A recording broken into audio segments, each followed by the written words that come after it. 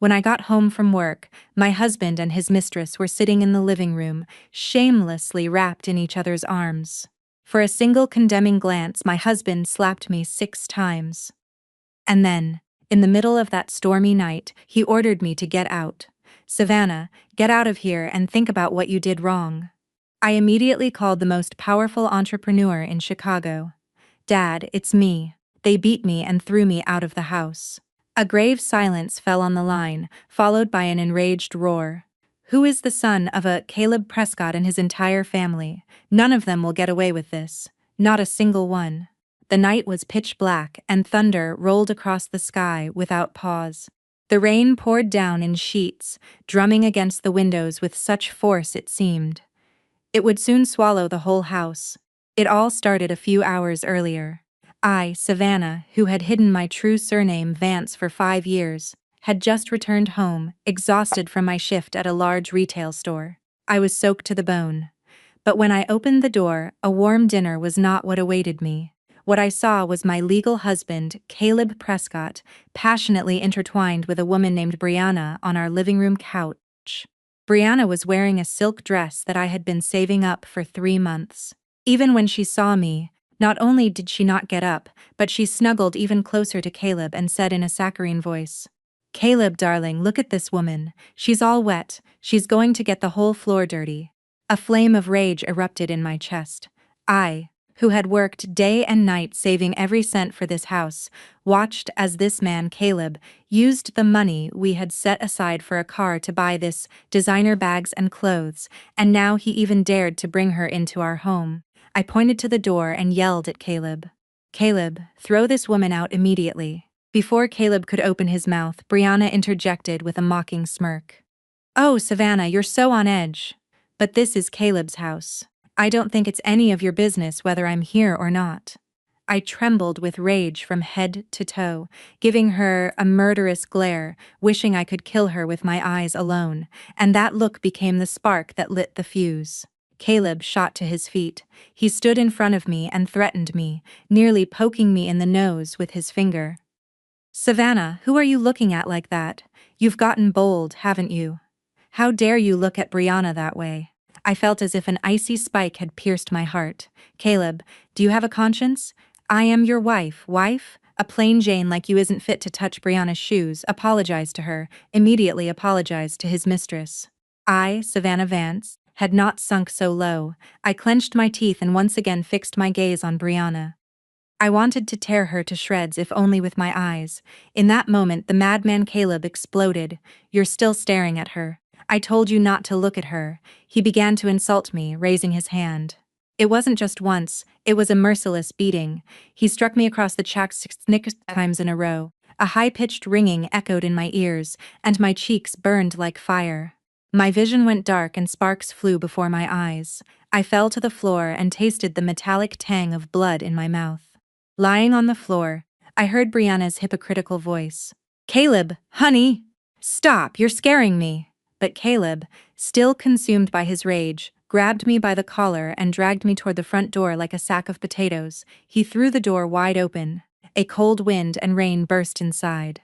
Get out of here, and think about what you did wrong, and don't come back until you're ready to beg for forgiveness." He finished speaking and gave me a hard shove. I stumbled and fell face first into the muddy water outside. With a deafening slam, the door closed behind me. Immediately after, I heard the metallic sound of the dead bolt sliding into place. The icy water instantly soaked me through. The throbbing pain in my cheeks. The chill that pierced me to the bone. None of it could compare, not in the slightest, to the pain of my broken heart. I sat in a puddle of mud, staring at the closed door. From inside, I could hear Brianna's soft, flirtatious giggles and Caleb's tender voice. Tears mixed with the rain on my face, but in that moment my heart died completely. There wasn't a shred of attachment left in it for this house or for Caleb. "Caleb Prescott, for your mistress, you hit me 6 times on a stormy night and threw me out of the house like trash." "Fine, very well. You've surely forgotten, or perhaps you never knew that I, Savannah Vance, am no pushover." With trembling hands, I pulled an old cell phone with a nearly dead battery from my soaked pocket. I had to wipe the ring screen several times just to see anything. In my contacts, I found a number I hadn't dialed in 5 years. The name saved there was simple, Dad. I pressed the call button and held the phone to my ear. After 3 or 4 rings, someone finally answered. I heard the low, slightly surprised voice of a middle-aged man. "Hello, who is this?" The rain was blurring my vision. Sniffling, I gathered all my strength and through my sobs clearly pronounced each syllable. "Dad, it's me, Savannah." On the other side, there was silence for a few seconds. Only my ragged breathing and the relentless sound of the rain could be heard. The connection was lost. He didn't recognize my voice. Just as my heart was sinking, that low voice suddenly rose, full of disbelief and urgency that pierced through the curtain of rain. "Savannah, is that you? My Savannah, where are you? What happened? Who hurt you?" At that desperate question, everything I had been suppressing came crashing down. The grief poured out like a broken dam, and I began to cry inconsolably. A mixture of rain and tears streamed into my mouth. It was bitter and salty. I curled up from the cold like a lost child who finally finds her parents. I barely managed to choke out through my sobs. He hit me and threw me out of the house. "It's raining so hard. Dad, what a son of a..." My father's voice was instantly filled with the fury of a raging lion. Even though he was on the other side of the phone, I could feel his terrifying anger. "Someone dared to touch Arthur Vance's daughter. That bastard doesn't know who he's messed with. Savannah? Don't be afraid. Tell me where you are. Give me your exact location." I lifted my head and looked around with a blurry gaze. Everything was obscured by the downpour, but with the faint light of a streetlight, I managed to read the name at the entrance to the housing development. "I'm at the entrance to Pine Ridge Estates, curled up against a wall. Pine Ridge Estates. Got it. Savannah, don't move from there. Don't go anywhere. Find a small shop or a stairwell nearby to take shelter from the rain. I'm sending someone immediately. Don't hang up."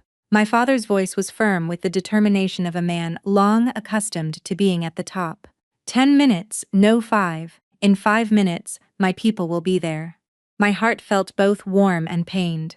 How foolish I had been for 5 years for what I called love. I had severed ties with my family, believing that happiness was a life of sacrifice by Caleb's side. Now I understood my mistake. "Silly girl, stop talking and go take shelter. Dad will handle the rest." My father's voice softened slightly, but the suppressed fury had not diminished in the least. "Well, see what kind of family these Prescotts are to dare treat my daughter this way." The call wasn't disconnected. I could hear my father issuing urgent orders to someone. His tone was no longer gentle as it had been with me, but cold and commanding. "Marcus, track my daughter's cell phone immediately. I need her exact position. Take the fastest car and get to the entrance of Pine Estates.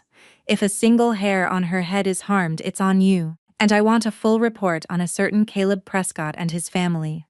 In 10 minutes, all the data on my desk." "Yes, Mr. Vance," a brisk professional male voice replied.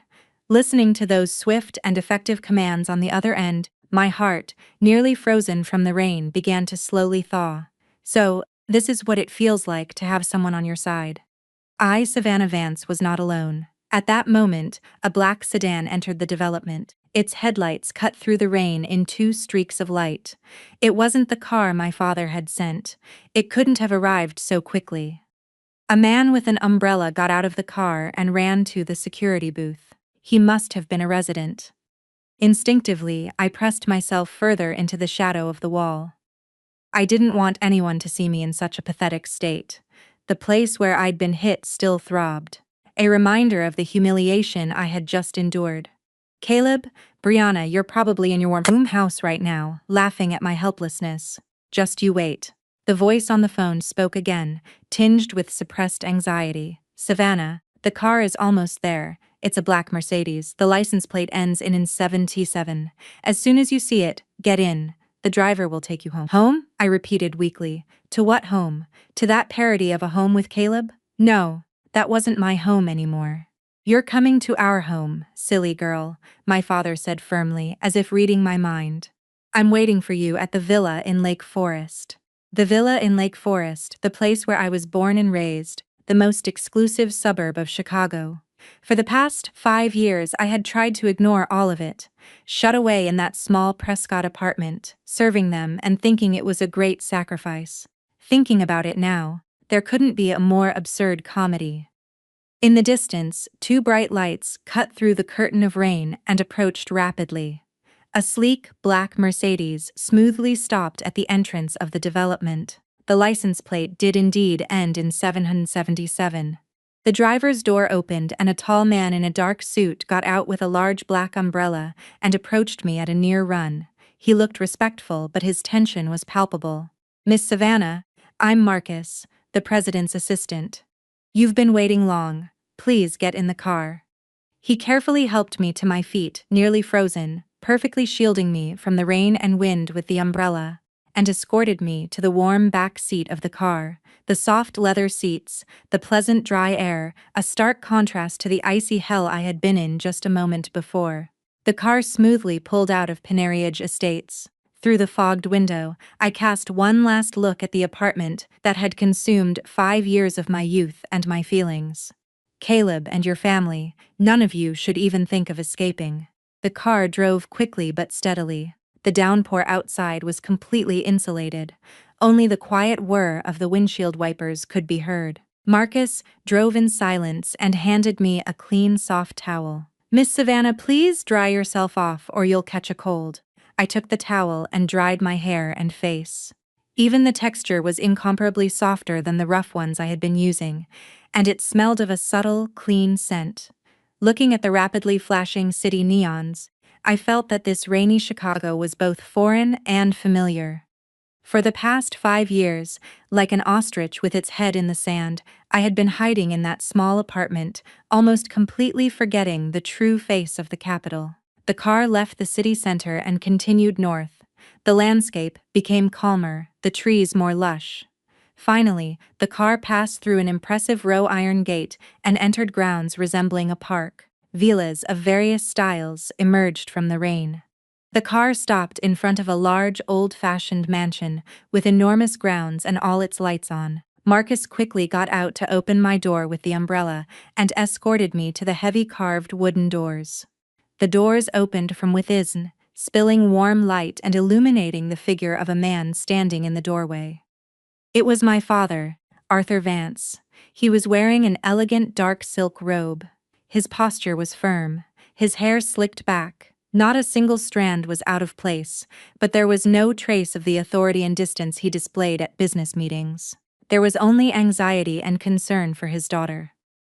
"Savannah," my father ran to me, grabbed me by the shoulders and looked me over from head to toe. Seeing my swollen cheeks and disheveled appearance, his eyes immediately turned red. His voice was filled with a suppressed tremor. "Look at this. Look at the state my daughter is in. It's my fault. I should have been more firm back then." A lump formed in my throat, and the tears I had barely been holding back flowed again. I hugged my father tightly, a strong, warm embrace that gave me absolute security. Something I had never felt in 5 years with Caleb. "It's me, Dad. It's all my fault. You're home now. That's enough." My father patted my back just as he would to calm me when I was little. "Don't think about anything. Go upstairs, take a hot bath, and put on clean clothes. The housekeeper has already prepared everything. We'll talk later." A kind-looking middle-aged woman approached us. Her eyes were also red. "Savannah, come with me. Your bath is ready." I went up with her to the second floor and entered my bedroom. It was so familiar, exactly as I had left it before my wedding. Immaculate, as if I had never left. The huge window offered a nighttime view of rainy Chicago. The bath was filled with hot water, and a robe and clean clothes lay beside it. As I sank into the warm water, I felt the chill and fatigue slowly leave my body. The pain in my cheeks also subsided. I looked in the mirror. My cheeks were swollen, but my gaze was no longer helpless. I promised myself, "Savannah, get a grip. You can't let those bastards destroy your life." After my bath, I put on comfortable pajamas and went downstairs. My father was sitting on the sofa in the spacious living room, with a cup of hot tea in front of him, a serious expression on his face as he stared at his phone. Hearing my footsteps, he immediately put his phone down, forced a smile, and waved me over. "Savannah, come here, sit down, let me look at your face." He took my hand, sat me down next to him, and carefully examined my face, frowning. "That beast, how could he hit you so hard? The doctor will be here soon. We need to treat this first, Dad. I'm fine." I shook my head. The wound in my heart was more searing than the one on my face. "What? You're fine? You call this being fine?" My father's voice suddenly rose. "I, Arthur Vance, have never laid a hand on my daughter in my life. Who the hell are they, this Prescott family, to do this to you?" He took a deep breath to calm himself and looked at me before speaking seriously. "Savannah, be honest with me. How have you been living these past 5 years in that house? Did they always treat you like this?" I looked down at my hands, rough and calloused from work. The last 5 years flashed before my eyes like a film. My mother-in-law's cruel jibes, Caleb's indifference and bad moods, and the countless messages with other women on his phone. I had told myself that if I endured it all, everything would work out. That I had to be patient for the good of the family. How foolish I was. No, it wasn't always like this. My voice was a whisper. It got worse last year when he started seeing that woman, Brianna. What happened tonight was the first time he hit me, and the first time he hits you like this and throws you out of the house. My father slammed his hand on the armrest of the sofa. "Excellent. Very well. This Prescott family is truly something else." He picked up his phone, dialed a number, and put it on speaker. The call was answered almost immediately. I heard a decisive male voice. "Marcus, how is the investigation going?" My father's voice was icy. "Mr. Vance, we have everything." The Prescott family started in the building materials business and has now invested almost everything in the Sunrise Hills development project in the Eastern District. Caleb's father, Russell Prescott, is the president, and Caleb is the vice president. The company is quite large. Its assets reach nearly $100 million. They have almost no liquid cash. They live on bank loans and by delaying payments to suppliers. Sunrise Hills project. My father let out a sarcastic laugh. "Wasn't the main contractor the Sterling Group?" "Yes, Mr. Vance. The CEO of the Sterling Group asked for a meeting with you last month. He wanted to get involved in our new urban project." My father answered with a single word, a murderous glint in his eyes. "Tell the CEO of Sterling to immediately halt the Sunrise Hills project. Tell him to pull all personnel and equipment off-site as of today. Let him come up with a pretext. Tell him that serious defects were detected in the material supplied and that the Vance Group wants no association with such low-quality suppliers." I felt my heart leap. Sunrise Hills was the Prescott family's last hope. If the project was stopped, the bank loans would be immediately called in, and suppliers would rush to demand their debts. It was literally cutting off their oxygen. On the other end, Director Marcus replied without the slightest hesitation. "Understood, Mr. Vance. I'll take care of it immediately.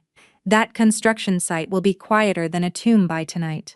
"And one more thing," my father added. "Spread a rumor to some of our contacts. I've seen that the Prescott Company has serious management problems and is on the verge of bankruptcy. Let everyone draw their own conclusions." "Yes, sir." As he hung up, silence fell in the living room. My father looked at me with deep eyes and said, "Savannah, this is just the beginning. I will show the Prescotts the price for touching my daughter. You will see how your father settles the score." I saw a mixture of concern and fury in his eyes. It was so real. My father told me to go to my room and rest, that he would take care of the rest. But lying in bed, I couldn't sleep. The ointment the doctor prescribed soothed the pain in my cheek, but the fire in my heart burned brighter. I opened my phone and went on Instagram, a social media site I had neglected, where I only had a few relatives and Caleb. I hadn't looked at it before so as not to compare the luxurious lives of others with my own sad reality. But now, I scrolled through it with a completely new mentality. Indeed, I quickly found a post that Caleb's mother, my former mother-in-law, had posted an hour ago. It was a few photos. In them, Brianna was smiling, hugging Caleb with a banquet in front of them. The text read, "Our Brianna is the best. She came to cook dinner for us. We're old now. It's been a long time since the house was this lively and cheerful." Below were comments from mutual acquaintances. "What happiness, Mrs. Helen. Caleb knows how to choose. What a beautiful couple. Simply ridiculous. I noticed that the bracelet Brianna was wearing was the family emerald heirloom. The one my mother-in-law said her daughter-in-law would inherit. I had once asked to see it, but she refused, saying it was an antique and that I was so clumsy I might damage it, and now it adorned Brianna's wrist. As if it were nothing, I felt a pang of pain, not from jealousy but from disgust. The shamelessness of this family knew no bounds. Did they really think that by throwing me out, they could live happily with that mistress? Just then, I noticed that in the background of one of the photos, the screen of Caleb's phone was on. It looked like he had several missed calls. In that moment, I could only think of the irony of the situation. Meanwhile, in the small Prescott apartment, the atmosphere was not as festive as the post showed. Caleb's phone wouldn't stop ringing. The first call was from the construction site manager. His voice was on the verge of tears. "Mr. Prescott, we have a huge problem. People from the Sterling Group came. They say they found serious defects in our materials and are going to return everything. The project is halted indefinitely, and they've ordered all workers to withdraw." Caleb, who is about to give Brianna a piece of food, almost dropped his utensils. "Quality problems? That's impossible. All our materials passed inspections. I'll talk to the CEO of Sterling myself. He's not answering. His secretary says it's a decision from the group's board and there's nothing they can do." He had barely hung up when a second call came. It was the CFO, his voice trembling. "Mr. Prescott, it's a catastrophe. Several banks called at once. Chase, Bank of America. They say there's a serious problem with our company's credit rating and are demanding payment of all interest for the quarter by tomorrow morning, as well as early repayment of all loans. Where are we suddenly going to get that much money?" Caleb's face turned as white as paper. "Impossible. We've always had a good relationship with them. Why? Suddenly, they only say we offended someone we shouldn't have offended." After that, the calls kept coming like messengers of death. The director of their main steel supplier. "Caleb, I'm very sorry, but we're having money problems. Could you settle last month's invoice?" Today, the owner of the design firm they had worked with for years. "Caleb, there are rumors that your project has been stopped. We'll have to withdraw our staff. And what about payment for what we've already done?" Caleb's father, Russell, also received several calls from old friends. They all beat around the bush, asking if they had gotten into trouble with someone important. The dinner was ruined. Brianna, seeing the faces of Caleb and his parents, no longer dared to be affectionate. Russell slammed his fist on the table so angry his mustache trembled. What the hell is going on? Everything was fine this morning. Why did everything suddenly go wrong? "Caleb, did you do something?" Caleb was also bewildered. "Dad, I swear I didn't do anything. I've only been going from the construction site to the office lately." His mother clutched her chest and cried out, Maybe it's because of that Savannah. That woman brings bad luck. As soon as she left, all this started. She probably put a curse on us." "Mom, are you still blaming Savannah? What power could she possibly have?" Caleb ruffled his hair in desperation. At that moment, the landline rang with a sharp, piercing sound in the tense silence of the living room. Caleb ran to answer it. "Hello, who is this?" They said something on the other side because Caleb's face lost all its color. His lips trembled, and he was speechless. "Who was it? What happened now?" Russell asked, concerned. Caleb slowly put the receiver down and muttered as if in a trance. It was the IRS. They say they're coming next week to conduct a tax audit of the company." A tax audit. Russell felt dizzy and almost fainted. What entrepreneur doesn't have some irregularities in their accounting? Suddenly, a mortal fear gripped the Prescott family. The former arrogance and joy disappeared, leaving only terror at the impending disaster. They felt as if they had been pushed off a cliff without even knowing who did it. Brianna, seeing the situation, started to think. She discreetly pulled her purse closer, and I, in the comfort of the villa in Lake Forest, was reading my former mother-in-law's Instagram post with a cold smile. The project halted, the loan demands, the tax audit. My father's actions were swift, precise, and merciless. Chaos reigned in the Prescott household. The ringing of the phone and the shouting never ceased. Caleb and his father, Russell, kept calling all their contacts. Their voices went from pleading to anger, and from anger back to pleading, and their expressions changed every second. Caleb's mother collapsed on the sofa, crying and hitting her legs. "It's over. We're finished. We've offended someone very powerful. What are we going to do now?" Only Brianna, though initially bewildered, remained relatively calm amidst the chaos. She thought she had to do something to solidify her position. She approached Caleb's mother and gently stroked her back. "Mrs. Helen, please don't worry so much. It will harm you. Caleb and his father will surely find a solution. They say there's always a way out." Caleb's mother, desperate, clung to Brianna's kind words like a drowning person to a straw. "Brianna, my dear, it's good that you're here. You're completely different from that Savannah. That woman, the devil incarnate." Brianna rejoiced inwardly but maintained a concerned expression. "Mrs. Helen, now is not the time to talk about that. We must remain calm. Caleb and his father are very busy and haven't even eaten properly. I'll go to the kitchen and prepare something. You have to eat to have strength." These words sank deep into Caleb's mother's heart. She looked at Brianna with growing approval. "You are so good. You are 100 times better than that Savannah. She was never so caring." Brianna smiled modestly and went to the kitchen. Passing by Caleb, she gave him a concerned look and whispered, "Caleb, don't overwork yourself. I'll prepare you some homemade stew." Caleb, dejected, nodded, feeling a slight relief from her kind comfort. In the kitchen, Brianna familiarly opened the refrigerator. Seeing that it was much fuller than in her small rented apartment, she felt even more satisfaction. She took out potatoes and meat and began to cook the stew. As she cooked, she looked around the kitchen.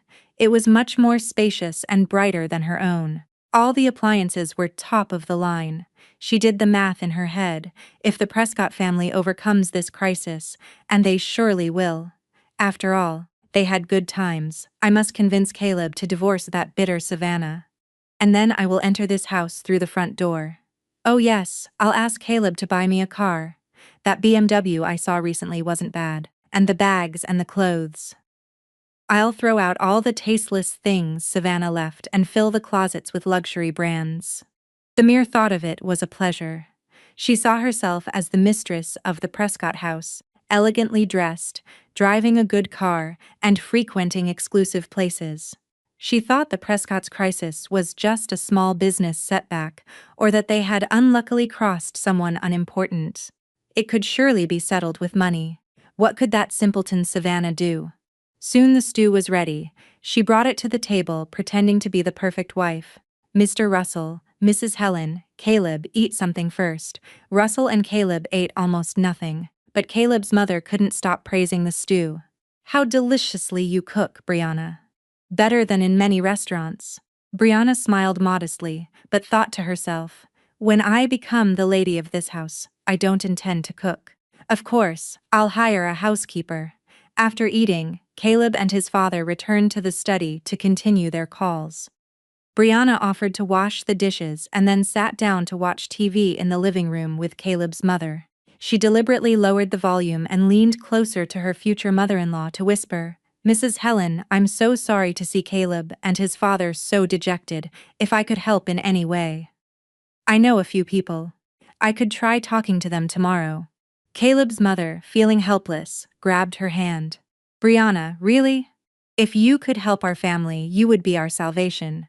I'll tell Caleb to treat you like a queen." That was exactly what Brianna wanted to hear. She rejoiced inwardly but feigned modesty. "Please don't worry, Mrs. Helen. I'll do everything in my power for Caleb and for this family. I'll do anything." She considered herself very clever. At a difficult time for the Prescott family, she would show her worth and her prudence, becoming someone incomparably better than the rejected Savannah. She believed that as soon as the crisis passed, she, Brianna, would become the official Prescott daughter-in-law and live a life of luxury forever.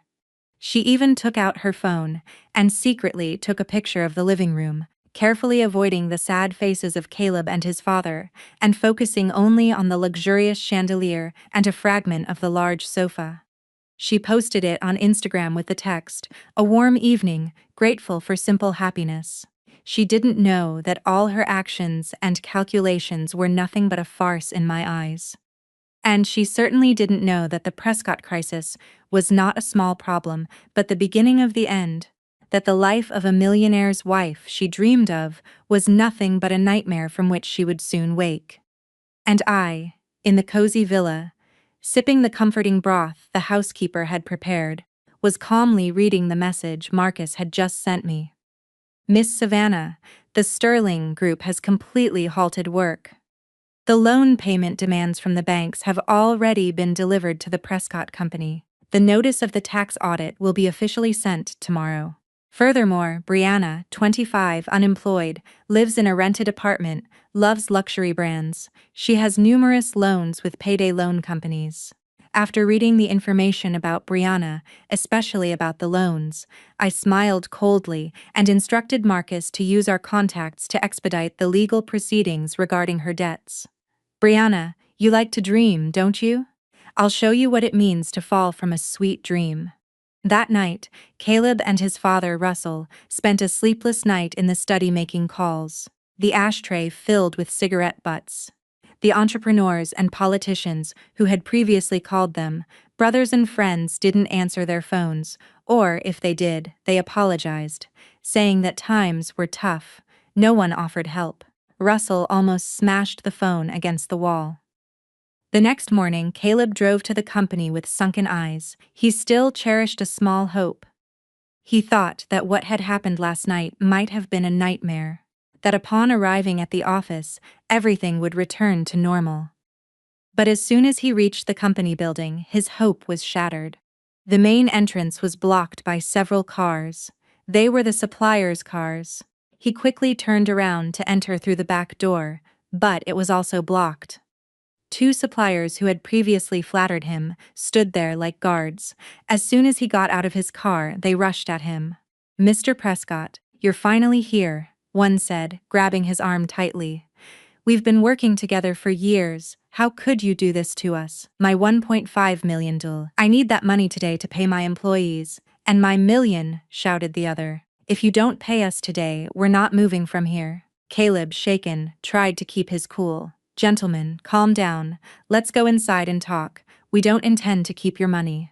He barely managed to free himself from them and ran into the company, almost fleeing. Entering the office, he was speechless. The employees were there, but no one was working. They whispered in groups, and upon seeing him, they looked away. The office phone wouldn't stop ringing, but no one answered. The CFO ran up to him with a desperate look. "Vice President, it's a disaster. An official letter came from the bank demanding repayment of the loans. We have 3 days to return nearly $50 million, including principal and interest. If we don't pay, they will freeze all the company's accounts and assets." Caleb felt everything go dark and had to lean against the wall to keep from falling. 50 million in 3 days. They want to kill us. At that moment, his secretary approached with a trembling voice. "Mr. Prescott, a few gentlemen in suits have arrived. They say they are from the IRS." What he had feared had come. Caleb felt his legs give way beneath him. Meanwhile, at the Prescott house, there was no peace either. As Caleb's mother was complaining to Brianna about the family's misfortune, the doorbell rang frantically.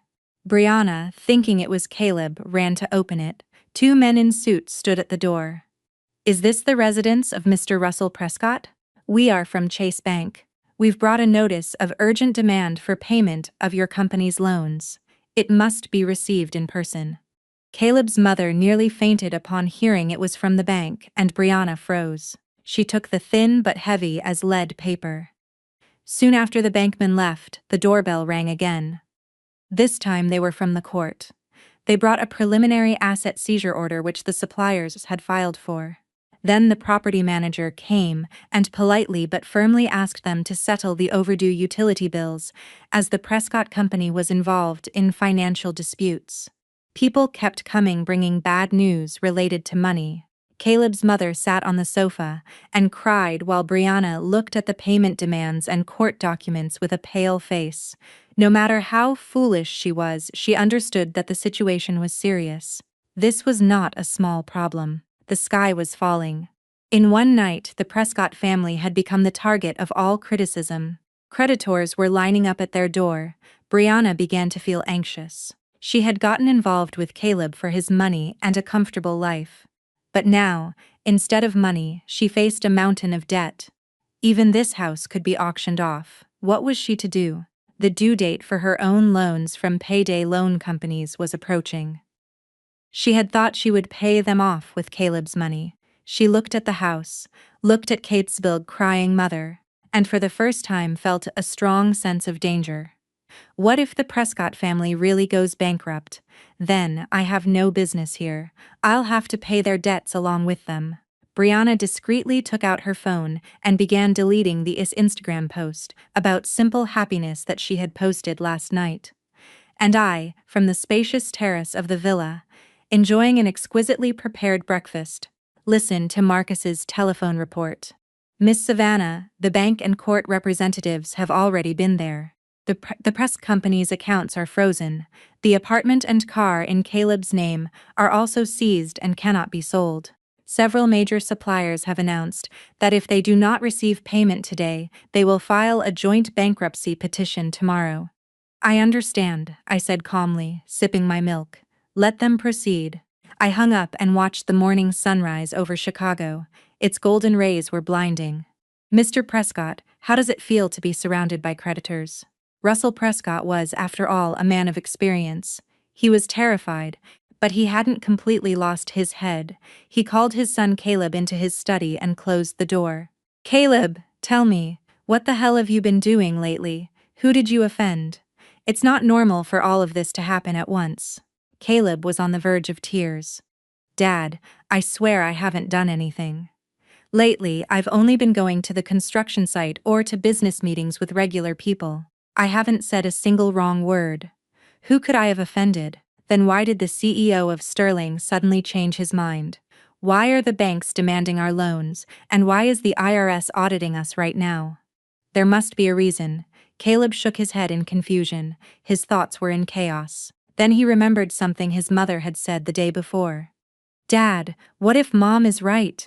What if it's because of Savannah? Don't talk nonsense, Russell shouted.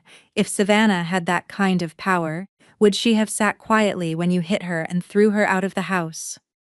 If she had that kind of influence, would she have lived in this house for 5 years without saying a word? Caleb didn't know what to say. He was right. If Savannah had such support, she wouldn't have lived such a miserable life. There's only one option left. Russell took a deep breath. I'll have to swallow my pride and visit some old friends. See if I can find out something, or if someone will be willing to help us. Russell looked through his calendar and called an old college friend who worked at City Hall. Someone who owed him a lot. The phone rang for a long time before it was answered. Russell, what happened? What kind of mess have you made? Russell felt his heart sink. Director, have you heard anything? Please tell me, who did I cross? The director replied awkwardly. I don't know much, but an order came from the top. No one is to interfere in your affairs, they said. Whoever gets involved will sink with you. Russell, this time you'll have to manage on your own. I have to go to a meeting. Goodbye. The call suddenly ended. Russell, stunned with the receiver in his hand, called another contact, the vice president of the Chamber of Commerce. The response was similar. Russell, I'm sorry. The big fish you crossed is extraordinary. He said that whoever helps you will be considered his enemy. We little people can't afford that. The call ended again. Russell didn't give up and called a few more places, but the result was the same. They either didn't answer, or said they couldn't help, or even laughed at him. After all the calls, Russell, exhausted, collapsed into his chair. His face was ashen. He understood that it wasn't that no one knew anything, but that no one dared to speak or help. The power of his opponent was so immense that it had instantly neutralized his entire network of contacts. Dad, what happened? Caleb asked cautiously. Russell slowly shook his head. His voice was, It's over, Caleb. It seems we've pissed off the devil himself. At that moment, the study door opened and Brianna entered with a tray of tea. Mr. Russell, have some tea. Did the call go well? Russell looked at her and waved his hand tiredly for her to leave. Brianna, seeing the desperate faces of Russell and Caleb, felt her last hope fade. She silently left the study and returned to the living room, thinking, "How do I get out of here? I can't sink with this ship." While the Presk family was sinking into despair, I was at the best beauty salon in Chicago, undergoing a full package of treatments. The best stylists and assistants surrounded me, doing my hair and choosing a gown for me. My father, sitting on a nearby sofa, was browsing a magazine and occasionally looked at me and nodded with satisfaction. "Savannah, tomorrow night is a charity gala. The entire Chicago elite will be there. Come with me and have some fun." My father's words were spoken casually, but his gaze was full of meaning. I looked in the mirror, seeing my former self disappear and my radiance reborn, and I silently nodded. I knew it wasn't just to have fun. This gala was to become the stage for my spectacular return to the upper echelons of Chicago society. "Caleb Prescott, Brianna, just you wait. I will make you meet me in the most luxurious place in a form you least want to see me in." The charity gala was held in the grand ballroom of the Drake Hotel in Chicago. Under the crystal chandeliers, elegantly dressed people clinked their champagne glasses and talked. The entire elite of Chicago's business, political, and cultural world was there. Caleb Prescott was there with his father, Russell. He had gotten 2 invitations, almost by begging. He thought it was his last chance. He had to find someone important at the party, kneel if necessary, and find a way to save the Prescott family. But Caleb was no longer the same man. He wore his best suit, but his brow was furrowed and he looked worried. He stood in a corner with a glass of champagne in his hand, unable to fit into the festive atmosphere. His family's problems were crushing him. Russell also tried to find someone he knew, but everyone avoided him. His despair deepened. Suddenly, there was a small stir at the entrance to the ballroom. It seemed someone important had arrived. Caleb looked up without thinking. The hotel manager was bowing low, leading a group of people. At the head walked a middle-aged man, Arthur Vance, CEO of the Vance Group, the richest man in Chicago, the man his father had been trying unsuccessfully to contact. Next to Mr. Vance stood a young woman in a long royal blue off-the-shoulder gown. She was tall with a pale complexion and wore a dazzling diamond necklace. She walked arm in arm with Mr. Vance, elegant, but with a slightly cool expression. The moment Caleb recognized the woman's face, he froze as if struck by lightning. He almost dropped the champagne glass from his hands. "Savannah, how is this possible?" The same Savannah, his modest wife who always wore cheap clothes, wore an apron in the kitchen, whom he had hit and thrown out of the house. How could she be here in such a stunning gown, expensive jewels, and on the arm of the most powerful man in Chicago, Arthur Vance? Caleb rubbed his eyes. He thought he was hallucinating, but that face undoubtedly belonged to Savannah, though she was a completely different person. Before, she had always been timid, but now, with her chin slightly raised, she exuded confidence and nobility with her bright and cool gaze. Whispers were already circulating. "Who is that with Mr. Vance? They say it's his daughter. He's introducing her publicly for the first time. Such elegance. You can tell she's Mr. Vance's daughter." These words were like knives to Caleb. His daughter, Arthur Vance's daughter. Savannah was Arthur Vance's daughter. He remembered Savannah's last look the night he threw her out. A cold look full of hatred and then all the misfortunes that had befallen the Prescott family in recent days. A terrible thought pierced his mind, and an icy fear seized him.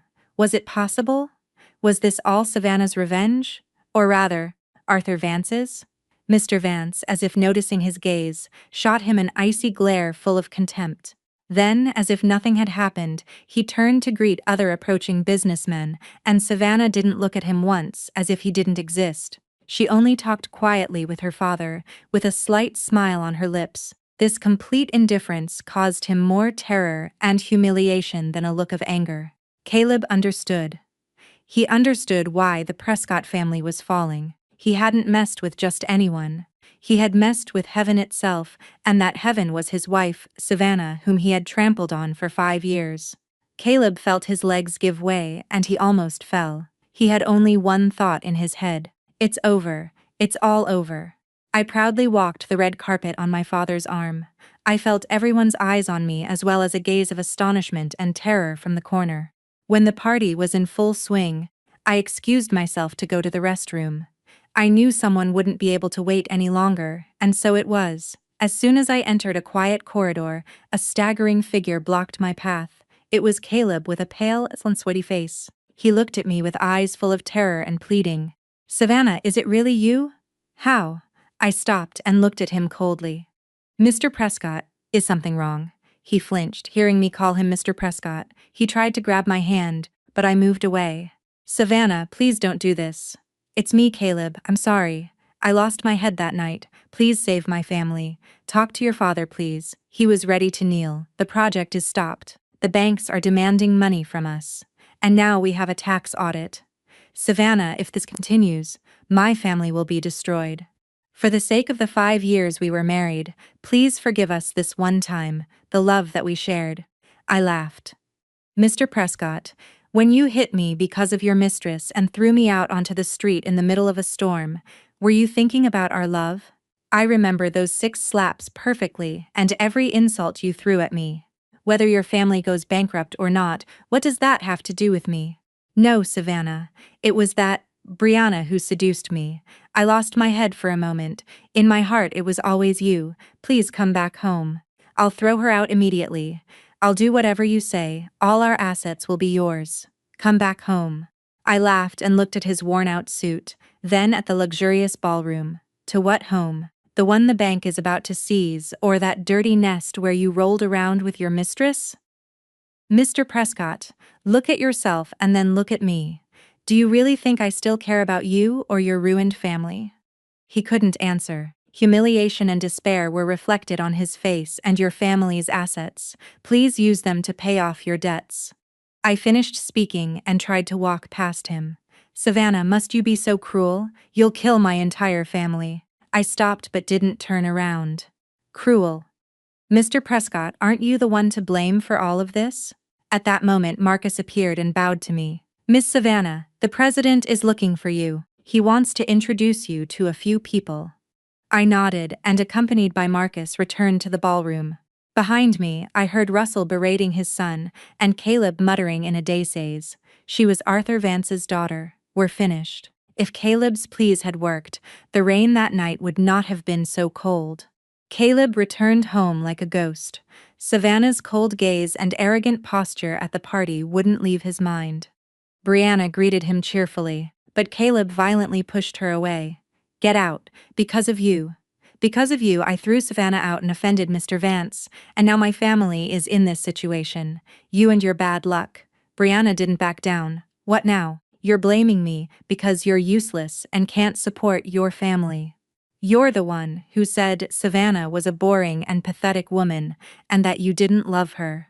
Caleb's mother joined the argument, and the 3 of them began to fight and blame each other in the living room. Then the doorbell rang. Men in stern uniforms stood at the door.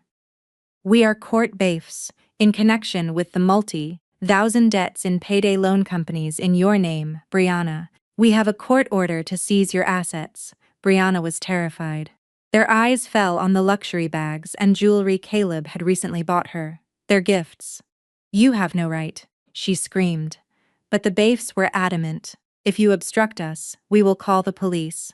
Finally, through Brianna's sobs, they inventoried and took all the luxury items to cover her debts.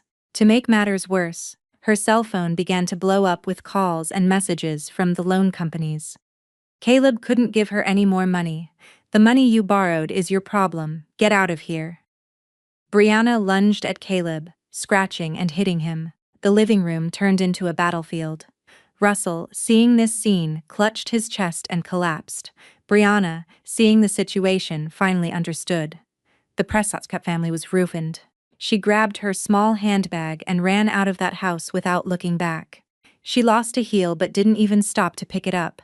And I at the villa received a short message from Marcus.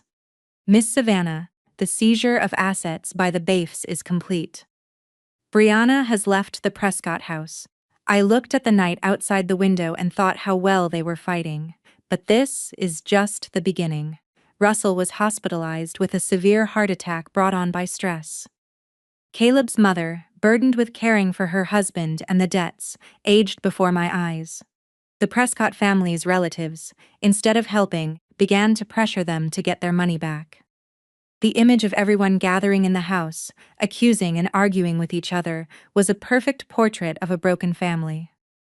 A few days later, the prosecutor's office and the police stormed the Prescott house. They conducted a search in the case of tax evasion and bribery and found off-the-books accounting documents and evidence of bribes. All this thanks to the compromising material that my father's people had dug up in just a few days and anonymously passed on to the authorities. Russell, learning of this in the hospital, suffered another heart attack and fell into a coma. Caleb was arrested and handcuffed on the spot. Local news detailed the case. A large local developer collapsed due to tax evasion and bribery. The president in the hospital, his son arrested. Through the news, Caleb's double life, the assault I had suffered, and my true identity were revealed, which sparked widespread public outrage. The Prescott family was socially destroyed. Brianna, hiding in a small rented apartment, hounded by debts, finally got a job in a bar. Her former beauty withered, hidden under a thick layer of makeup, as she survived from day to day. Time passed, and the court delivered its verdict. By then, my lawyers had already finalized the divorce proceedings, leaving Caleb not a single cent.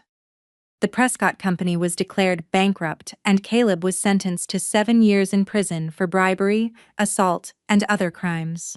Russell never regained consciousness and died alone in the hospital.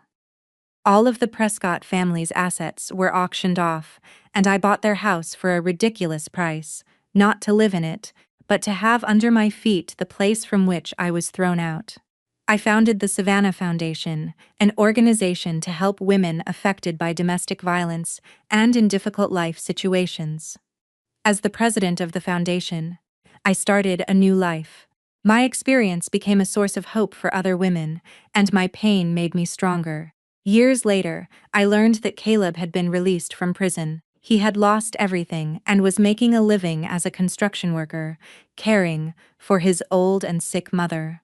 About Brianna, there were only rumors that she was still running from her debts, lost in the darkest corners of the city. One bright winter day, looking at the Chicago skyline from the large window of the foundation's office, I received a call from my father. "Savannah, what do you want for dinner tonight? Dad will cook something delicious. Anything you cook, Dad will be delicious." The resentment of the past had melted away like snow. They had paid for their sins, and I had found my life. True revenge was not about destroying them, but about me, the one they tried to destroy, living a much happier and more meaningful life than they ever could. If a harsh winter has come into your life, do not lose hope because spring always follows.